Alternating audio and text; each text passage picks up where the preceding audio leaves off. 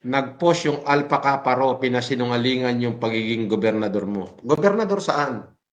Hindi naman ako naging gobernador sa Alpha Kaparo. Nag-founder ako ng Alpha Kaparo sa Kabagan Isabela. Kami ni Casper ang nagtatag nun. Oo. Siya ang GS ko noon. Ako nagtatag, ako naging founder sa Kabagan Isabela. Ngayon, ako binigyan ako ni Casper sa Pugad Lawin.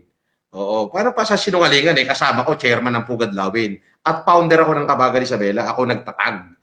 Oh. At saka wala namang gobernador sa Acro. Ikaw naman. Eh, nagpapaniwala kayo sa post. Eh, dali naman mag-post. Subukan mo yung nag-post, iharap mo sa akin. Tingnan ko kung hindi mga Lisa Gambuto niyan. Baka pati buong lahi niyan.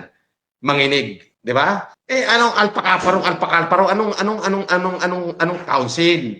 Eh, mismo yung founder ng buong Pilipinas nga nagbigay sa akin ng certificate eh. Si Founder Boy Chua. Oh, anong sasabihin mong ganyan-ganyan? Alpakaparo. Pinasisinungalingan.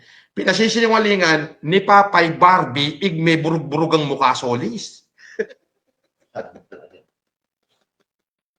Papay igme, burug-burugang mukha, adik, pugaw, solis.